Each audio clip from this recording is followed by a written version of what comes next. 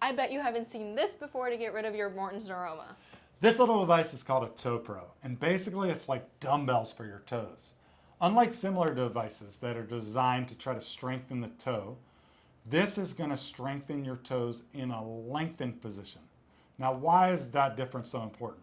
Because exercising muscles in their lengthened positions have been shown to build muscle 4 times faster than conventional exercises. Hashtag winning, strong toes can pull their weight instead of unloading some of your body weight onto that Morton's neuroma, which isn't meant to be doing the heavy lifting like that. Now, why should you care? Because your Morton's neuroma is essentially an inflammation Ouch. of the nerve in the front of your foot. And because your toes have outsourced some of the shock absorption that they're meant to be doing, that forefoot is absorbing way more shock than it needs to.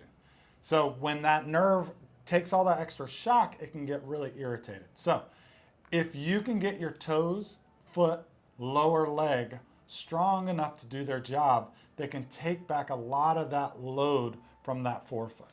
A study conducted by Sullivan and a bunch of other people found that people with heel pain had weak peroneal muscles and a weak flexor digitorum brevis, meaning they had reduced ankle dorsiflexion, reduced toe flexion, and an altered inversion and eversion strength. So here's where this new training comes in, because if there's extra pressure on the heel, it shifts the way your toe hits the ground. So this tool is going to be a game changer for you.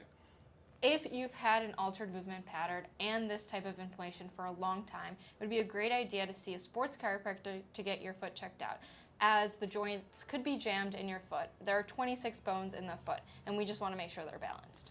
Let's begin by strengthening the toe muscles. We're starting with the flexor digitorum brevis muscle.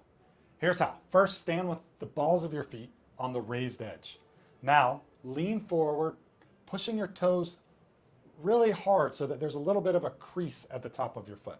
Hold that for 5 seconds, then relax, take a deep breath, and repeat it 20 times. Next, we'll go ahead and show you how to strengthen the arch, ankle, peroneus longus, and peroneus brevis muscles, which also help point the toes, absorbing shock as you move. First, start by placing the ball of your foot on the crest of the toe pro. Maintain a slight bend in your knee for stability. If you're a beginner, feel free to use the wall for extra support as you rise onto your forefoot. Push up through the ball of your foot, focusing on the big toe joint, the one closest to your ankle. Aim for a 30-degree angle between your heel and the toe pro. Imagine a gentle ramp, not a steep incline. Repeat this exercise 20 times. So try this for 2 weeks. If you haven't seen any relief or change of symptoms, please check out our full video on Morton's neuroma. And if it feels like it's still being stubborn, in 3 or 4 weeks, I strongly encourage you to get in to see a sports chiropractor or a great movement specialist near you. They should be able to get in there, diagnose what's happening in the movement of your foot, and make sure that this doesn't stay there too long. So don't give up. We'll make sure you're feeling like yourself soon.